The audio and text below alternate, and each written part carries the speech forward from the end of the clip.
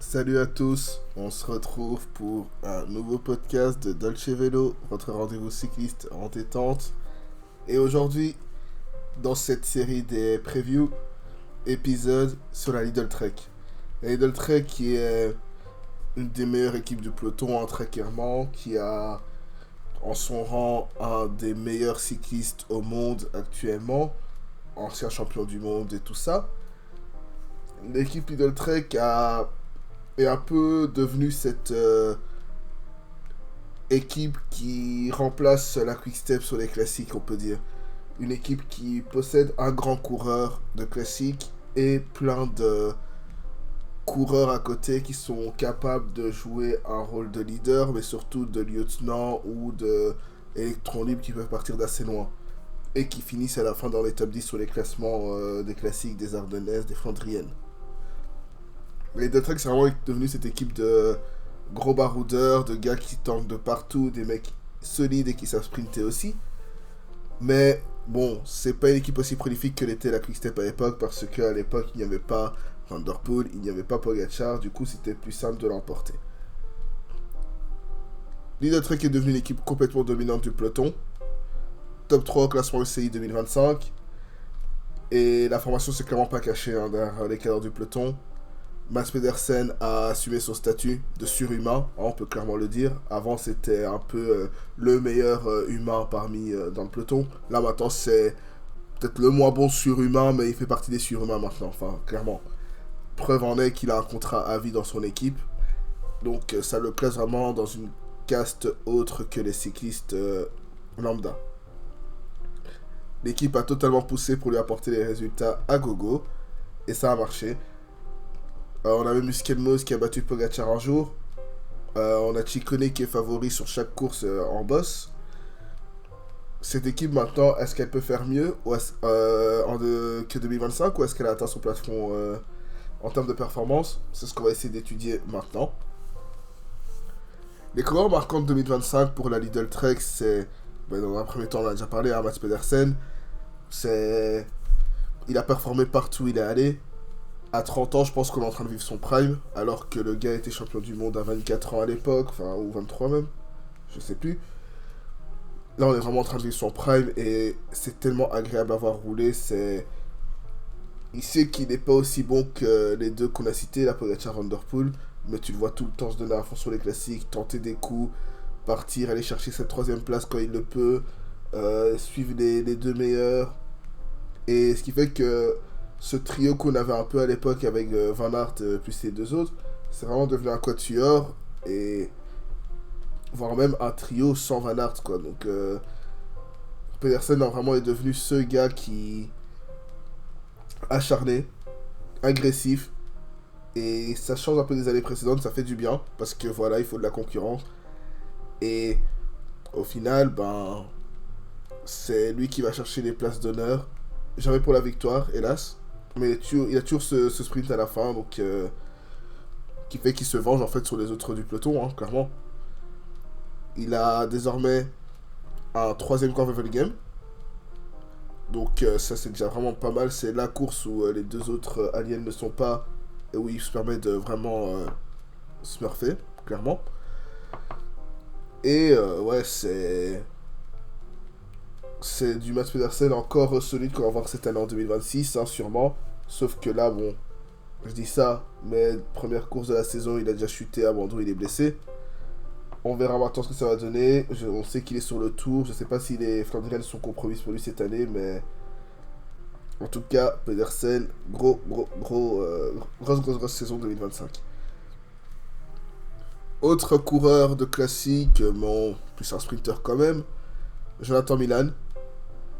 Le danger de la route, hein, comme on l'appelle, hein, le gars qui frappe tout le monde, a réalisé sa meilleure saison sur le plan statistique. Présent sur les sprints de toute catégorie, l'Italien il a clairement glané des points partout où il pouvait. Il a fini avec 3 millions de la régularité sur la saison, dont celui du Tour de France. Et pour cause, il a top 5, toutes les étapes disputées en sa faveur, donc c'était lui qui jouait la gagne à la fin. Double vainqueur d'étape sur le Tour, Milan était face à Merlier et Philipsen. l'équivalent d'un Pedersen face à Van Der Poel et Pogacar. C'est-à-dire que quand les deux là étaient présents pour sprinter, Milan faisait 3, enfin il était derrière eux. Et dès que ces deux là n'étaient plus là, c'était Milan à chaque fois qui s'imposait, facilement. Giulio Ciccone, pour continuer donc dans les coureurs marquants de la saison 2025, personnellement j'ai longtemps hésité à le mettre entre déception et très bonne saison. Parce que le natif des Abruzzes, ben, c'est qu'il s'est affirmé comme un top 5 grimpeur puncher du peloton, capable de remporter beaucoup de classiques en tour, notamment la Saint-Sébastien cette année, podium de Liège. Là où sa saison, par contre, j'ai vraiment envie de considérer comme une déception, c'est clairement sur les courses par étapes, où il n'y a que sur le tour où il récupère un podium, il donne satisfaction, sinon Ciccone, en Europe, il a déçu. Il fait aucun top 10 sur un grand tour. Ça, c'est la stat que j'aime répéter, mais qui est tellement contradictoire à son niveau et aux formes qu'il montre à chaque fois. Enfin, je suis obligé de le rappeler à chaque fois. Et aussi, assez surprenant que ça puisse être, il n'a pas remporté d'étape sur les grands tours. Mais dans tous les cas, voilà, il a été majeur dans l'effectif Lidl Trek cette saison. Dernier coureur que j'ai classé dans des bons coureurs, c'est Quinn Simmons. Toujours assez difficile de définir son profil pour l'américain, mais ce qu'on peut dire, c'est qu'il est important quand il fallait remporter des étapes ou être présent sur tous les terrains. C'est exactement ce qu'il a réalisé, donc il a remporté des étapes sur beaucoup d'étapes en tour. Il était virevoltant, ultra offensif. Et il a eu un bon sens de la course. Et son niveau physique en progression lui a permis aussi de se montrer sur le monument du Lombardia où il était chercher un podium. Il manque ce petit plus au presque super combatif du Tour. Mais rien que de voir son nom dans les articles de rivaux potentiels à Pogacar sur des classiques et des championnats du monde, ça fait kiffer. Parlons des déceptions. Je précise déjà que déception, c'est vraiment relatif à l'équipe. Parce que, vous allez voir, le premier nom que je cite, c'est Matthias Kienmose. Dans le 3/4 des équipes du peloton, sa saison n'est clairement pas une déception. Battre Pogacar sur l'Amstel, top 10 des mondiaux et des championnats d'Europe, top 5 sur le Pays Basque. Il y a les bons résultats en fin de saison avec le Luxembourg. Il y en a beaucoup qui signeraient pour avoir ce résultat, pour avoir cette saison-là. Maintenant, on est chez Lidl Trek. C'est très irrégulier comme résultat. Il y a l'abandon sur Paris-Nice. Il est malade lors des Ardennaises en Belgique, du coup, après l'Amstel. Il a en perdition sur son Tour de France dès que la côte, dès qu'il y avait des cols plus longs que des simples côtes. Le puncher a tout pour finir top 10 UCI chaque année, finir un des meilleurs coureurs de l'année. Mais là, ça fait 2 ans de suite qu'il manque de constance. Et on sait que le plafond est élevé pour le coureur et l'espoir est tel que, de toute façon, son équipe a prolongé jusqu'en 2028, donc l'équipe garde espoir. Ce que je peux constater, moi, avec Skelmo, c'est que on est passé d'un coureur qui était dans un profil très puncher grimpeur à un coureur qui veut devenir un peu trop coureur de classique, baroudeur, tout ça. Et c'est très contradictoire avec le fait que justement il joue des classements généraux sur les courses par étapes et sur les grands tours. Dans le sens où l'année 2024 il fait top 5 de la Volta, mais c'est très... Et il montrait pas des superbes qualités de grimpeur sur la course. Alors je sais pas trop où ça va avec Esquelmo, si c'est un coureur qui est en train de devenir coureur de classique, coureur de Flandrienne futur, j'en sais rien. Mais on était sur quelque chose de très sympa avec le Esquelmo Puncher grimpeur, il y a 2-3 ans. Et ce serait bien qu'on retrouve ce coureur-là, quoi. Deuxième déception de 2025. Et c'est peut-être une déception parce que je l'ai, moi, trop haut estimé. C'est Thibaut Neis. Mais en même temps, pour quelqu'un qui commence sa saison en avril, qui vise les Ardennaises et une victoire d'étape sur le Tour, je trouve que la saison a été faible. La flèche wallonne est censée être la course phare pour le Belge, pour le Flamand. Mais il a fini aussi loin que Remco Evenepoel cette année-là. La campagne est bien cependant sur les Ardennaises, mais assez anonyme. Il a chuté sur la première semaine du Tour, ben, ça a été dur de chercher un résultat. J'attends quand même plus de jours de course dans sa carrière route, hein, car en cyclocross, clairement, il est au niveau, hein, rien à dire. Sauf quand il y a du sable sur la course. Hein. Mais en tout cas, voilà, je m'attends un peu à ce qui est la même chose que pour Pete comme j'en ai parlé, du fait que à un moment il arrête le cyclocross, il soit complètement concentré sur la route avec des stages et tout ça, et qu'il devienne un coureur de classique ou même un puncher grimpeur de très très haut niveau, parce qu'il a un potentiel dingue, mais est-ce qu'il serait pas temps de lâcher le cyclocross pour justement se mettre à fond sur la route? Concernant les changements de l'équipe Lidl Trek pour 2026, il n'y en a pas, mis à part le fait que l'équipe devient allemande et n'est plus américaine. Lidl devient le sponsor principal et ce n'est plus Trek. Sinon, à part ça, il n'y a pas de changement. Niveau des transferts, ben, clairement, on va perdre quand même un bon pôle de Flandrien. Alors que l'équipe, justement, on en parlait, hein, c'était un peu la nouvelle Quick-Step. Sur le même mercato, on perd Tim Declercq qui part en retraite, Ryan Gibbons qui part en retraite, Jasper Stuyven qui va chez Soudal Quick-Step, Alex Kirsch qui va chez Cofidis, Dan Hule qui va chez Decathlon. Et ensuite, on perd un grimpeur, Juan Pedro Lopez, qui lui va chez la Movistar.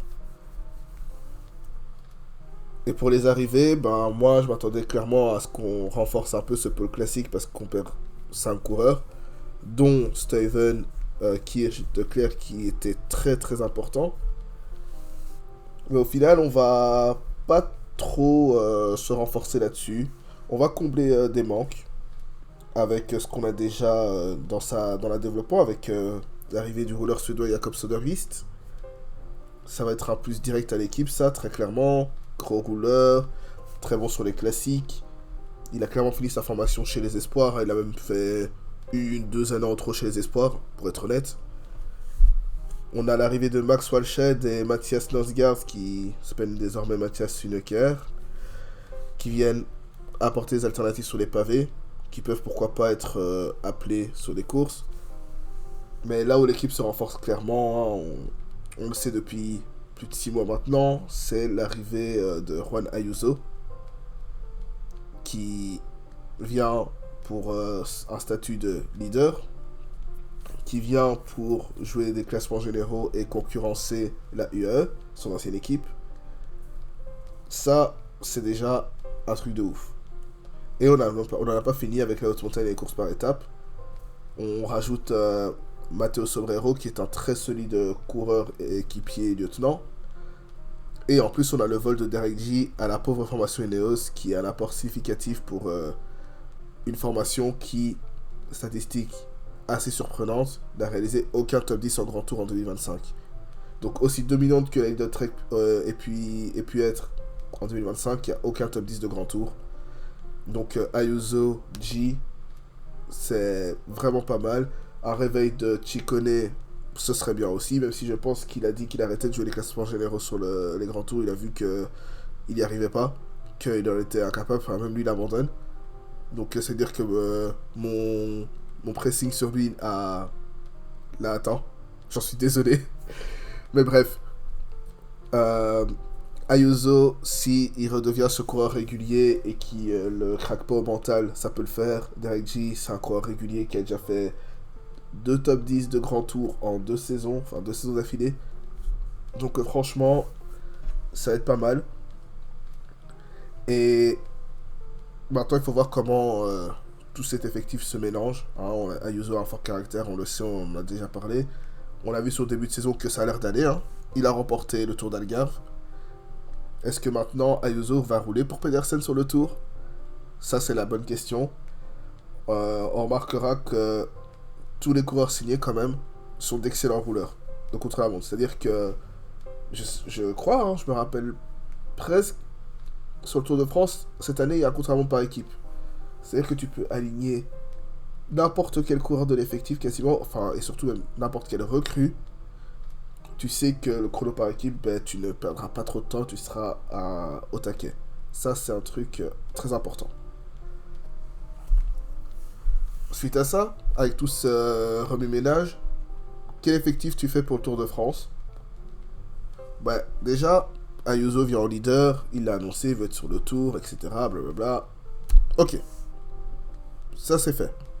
Ensuite, sont déjà annoncés Ciccone, Skelmose, Pedersen et Vacek.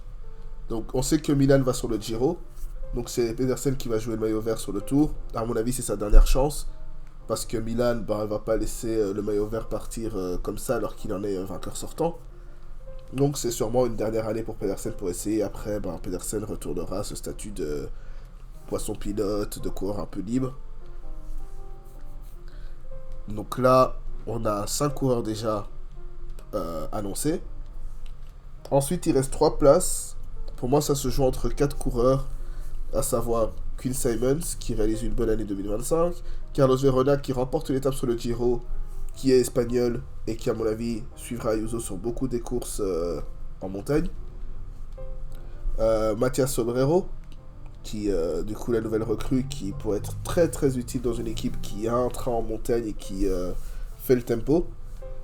Et Tom Skins, ce coureur ultra complet, ultra bon, tout simplement, qui mérite d'être sur un Tour de France, tant il peut lui-même aller chercher une étape, rouler pour l'équipe et vraiment être ce coureur surprise. À mon avis, celui qui va sauter, ça va être Sobrero. J'aurais bien dit qu'une Simon, c'est que pourquoi pas aller sur les autres grands tours, remporter des étapes, etc. Mais il a enfin le contrat en 2026. Je me demande si le mettre sur le tour sera pas un moyen de le prolonger, de montrer qu'on a encore envie de le garder. Parce que bien que Ayuso arrive et qu'il y ait des volontés de devenir une équipe aussi en montagne, etc. Quinn Simons de 1 reste un très solide équipier qui peut être un très bon coureur dans une équipe, dans un train de montagne. Mais en plus de ça, Quinn Simons c'est une valeur qui a déjà apporté à l'équipe alors qu'Ayuso, tout aussi fort qu'il puisse être, n'est pas encore un mec fiable. Donc je pense que Quinn Simons sera quand même sur le tour pour avoir un motif de le prolonger. Verona, il a déjà un contrat jusqu'en 2028, ça veut dire que il a un contrat lié à Ayuso, en fait, simplement. Et en soi, c'est mérité aussi avec sa victoire d'étape sur le Giro. Hein. Et Skuns, ben, c'est Skuns. Je pense qu'il est également en fin de contrat, mais surtout, il mérite de fou. Avec les performances qu'il donne, alors qu'il a jamais ce statut de pur leader, Skuns mérite d'être sur le tour. La note du mercato, du coup, quand on voit que l'équipe du Tour de France peut ressembler à ça, je vais mettre un 8. Parce que c'est pas mal. Il y a quand même des pertes significatives, mais on a bien renforcé, donc je vais mettre un 8 sur 10. Bien que, par exemple, l'arrivée d'un Northgard, honnêtement, je suis pas totalement pour. Je me demande si c'est pas un transfert juste pour revenir pour rejoindre l'équipe de sa sœur. Vu que les deux sont souvent dans la même équipe, il était chez Movistar. Mais voilà, je vais mettre un 8 sur 10. Qu'est-ce qu'il faut attendre de l'équipe en 2026 maintenant? Ben, il faut une hausse de niveau en noté grimpeur, il faut une hausse de niveau en montagne, clairement. Les trois leaders, deux leaders anciens sont présents sur le tour. Et t'as la relève qui est présente aussi. Tout le monde va rouler pour cette relève justement. Il faut voir maintenant jusqu'où tout le monde va être impliqué là-dedans. Il faudra rouler un peu comme de la même manière que cette équipe Idle Trek roule sur les Flandriennes. Donc de manière très unie et en cohésion. Ayuso va être scruté par le monde entier parce que tout le drama qu'il a fait pour sortir de l'équipe UAE. Alors qu'on rappelle, hein, c'est lui qui signe un contrat chez UAE jusqu'à longue durée. Maintenant, il va être surveillé de fou. Et comme je l'ai dit, le début de saison présage du bon. Mais un tour d'Algarve de 5 jours, c'est pas la même chose qu'un Tour de France de 21 étapes. Là, on l'attend, c'est juillet. Et on va voir si ce coureur qui, pour moi, fait partie des 5 meilleurs grimpeurs au monde, est capable justement d'aller chercher un podium sur le Tour de France. Voilà. On en a fini avec cette équipe Idle Trek. C'est très intéressant de parler de la Lidl Trek parce que c'est clairement une des meilleures équipes du peloton, une équipe dont on va beaucoup, beaucoup parler. Et j'ai envie de voir si le fait de devenir une équipe un peu plus complète, donc moins flandrienne, moins classique, toujours autant sprinteuse et maintenant aussi grimpeuse, va leur permettre d'être toujours aussi dominateurs ou d'être un peu plus discret, un peu plus à rouler intelligemment, on va dire, entre guillemets.